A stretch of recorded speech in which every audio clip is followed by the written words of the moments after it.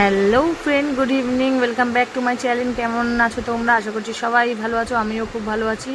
তো আজকে যাব রথের মেলায়। তো আমরা ঝটপট রেডি হয়ে গেছি, ছেলেকে খাইয়ে দাইয়ে নিয়ে চলে এসেছি। এই যে এটা হচ্ছে কাঠপোল ব্রিজ, নৈহাটির কাঠপোল ব্রিজ। এটা এখান থেকে আমরা যাব ওপারে নৈহাটিতে, মানে কাঁঠালপাড়াতে, কাঁঠালপাড়া কলেজের এখানে, যেখানে বঙ্কিম পাঠাগার, ওই যে বঙ্কিম পাঠাগার, আর এই যে ঠাকুরের চূড়াটা।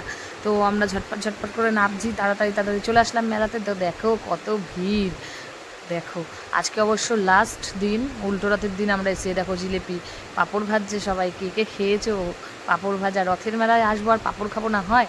এই দেখো একটা ফ্রেন্ডের সাথে দেখা হয়ে গেল, হাই করে দিল। আর এখানে দেখো গোলাও খেতে আমার খুবই ভালো লাগে। মোটামুটি আমাদের সব কিছুই খেতে খুব ভালো লাগে, কারণ আমরা হচ্ছে খেতে খুব ভালোবাসি।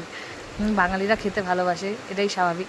তো দেখো কি সুন্দর সুন্দর বাচ্চাদের খেলনা বসেছে, এই যে চাবির রিং, কত রকমের জিনিস এখানে। দেখো ঘর সাজানোর জিনিস, এই দেখো জিলিপি, তো খেলনা দেখো এখানে, সফট টয়েজ, মানে নানান জিনিস রথের মেলায় বিক্রি হচ্ছে।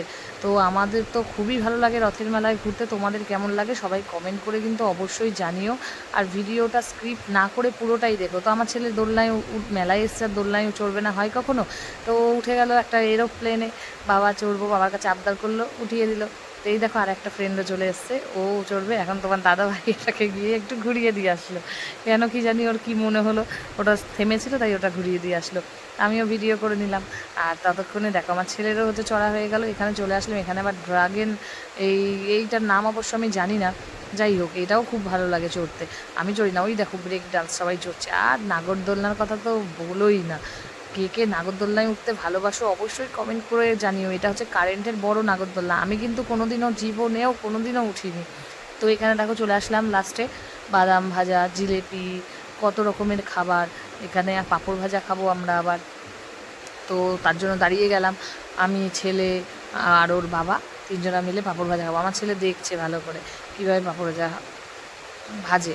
আর এখানে দেখো পানগুলো দেখতে অসাধারণ লাগছিল। আর দেখো জগন্নাথ ঠাকুর, কত রকমের মাটির মূর্তি বিক্রি হচ্ছে এখানে। তো শেষমেশ চলে আসলাম উল্টো রথের কাছে, যেখানে হচ্ছে জগন্নাথ, সুভদ্রা, বলরাম বসেছিল, সেখানে চলে আসলাম। এই যে রথ, আর ওখানে হচ্ছে সন্ধ্যা আরতি হচ্ছে, মানে রাত্রির আরতিটা হচ্ছে। তো এখানে দেখো কত সুন্দর মায়ের মূর্তি, এগুলো আমাদের দরজায়, ঘরের দরজায়